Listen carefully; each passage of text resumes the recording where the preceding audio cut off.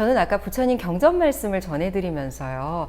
아, 참 어떻게 이런 부분까지 말씀을 하셨을까 싶었던 것이 남편이라면 언제나 의식을 돼야 한다라고 말씀을 주셨거든요. 근데 현대 사회에 있어서 이 경제 문제 정말 빼놓을 수가 없는 부분이지 않나 싶은데 이미 2,500여 년 전에 부처님께서는 지적을 하셨다는 거죠. 우리 정준희 아나운서는 이제 아내 입장이니까 이 지금 부처님이 이제 남편의 도리에서 이야기한 것 중에 가장 기억에 남는 게 의식주를 되어줘야 한다.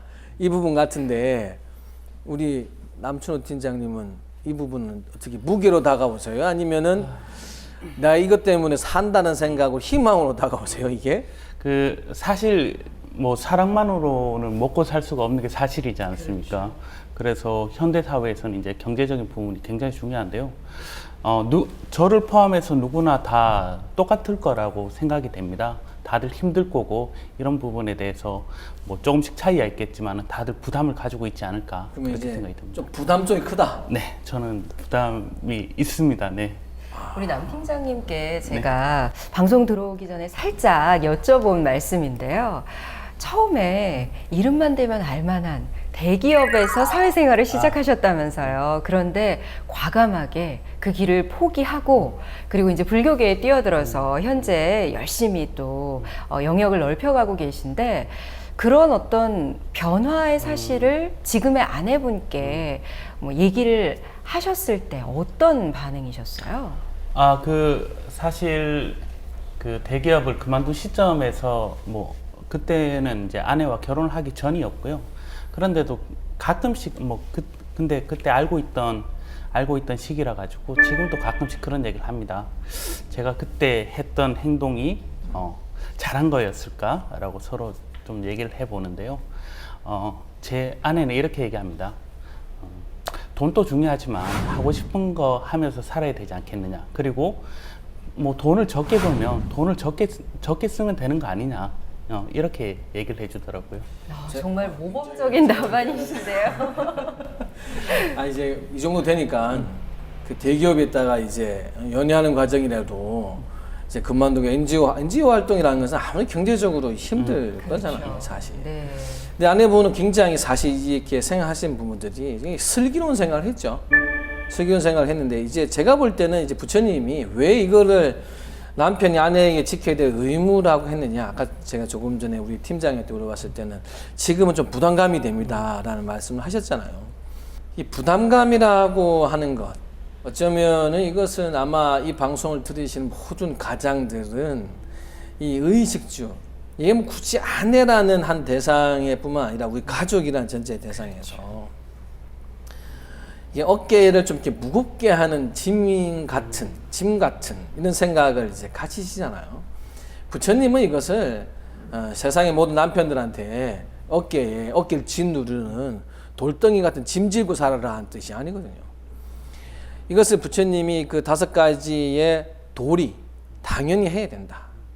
이것을 회피하지 말라. 그리고 이것을 핑계대지도 말고 너가 나가서 세상 속에서 재화를, 그러니까 경제적인 활동을 하고 또 그 속에서 무엇인가를 얻는다면은 이것은 너의 것만은 아니라는 거예요. 네. 이게 남편이 나가서 물론 지금은 맞벌이 하시는 부분도 많지만 내가 나가서 얻어지는 그러한 이득은 나 하나의 것이 아니고 결국은 내 가족의 것이라는 거. 예전에 이런 어른들이 이런 말들을 하죠. 결혼해야 돈 번다고. 돈 모으려면 이제 결혼해라는 말이 있잖아요, 사실. 예. 이게 제가 사실은 지금은 이제 많은 불자님들하고 대화하면서 이제 얻어지는 생각이 이해가 되는데 처음에는 아니 한 사람이 더 늘면 돈이 더 많이 들지 왜 어른들은 그거를 가지고 총각보다는 결혼을 해야 돈을 모은다라는 말을 했을까? 이것은 책임감. 어쩌면 그 책임감이라고 하는 것이 한 가족을 일구어내게 할 수 있는 또 하나의 원동력이라는 거죠. 제가 이제 이런 것을 어느 장면에서 보냐면 우리 뭐 밖에 사회분들 이제 또 불자님들 거사님들이 직장생활이 어렵잖아요. 힘들고 어려워서 그만두고 싶다는 생각을 일으킬 때가 많대요.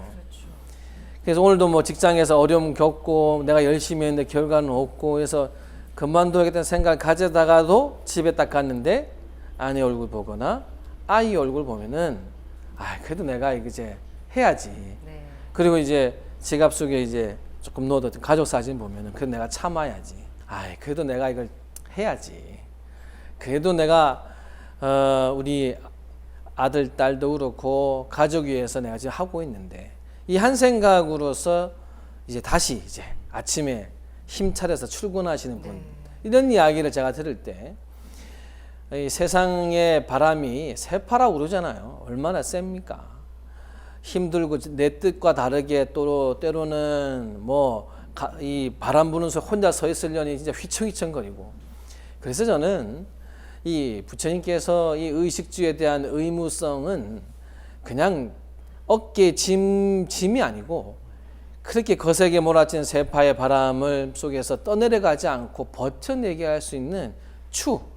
흔들려도 웬만큼 흔들려도 나는 안 흔들리게 하는 이 지진 날 때 건물 무너지지 말라고 가운데 추 달잖아요. 어쩌면 이것이 우리 거사님들이라든지 세상의 남편들이 세상의 바람 속에 버틸 수 있는 그 추의 의미로서 이 말씀을 해놓지 않았을까 하는 생각을 갖습니다. 네, 결국은 무게중심이 돼서 나를 이 세상에서 잘 살아갈 수 있게 해주는 것이 의무이자 책임이자 하지만 또 나에게는 원동력이 되어주는 거군요. 그렇죠. 이게 이 추를 어깨로 위에 내가 한 생각에서 세상의 남편분들이 아버지들이 아내를 향해서 이걸 내 어깨로 짊어지면은 나를 주저앉히는 게 되는 거고요. 네.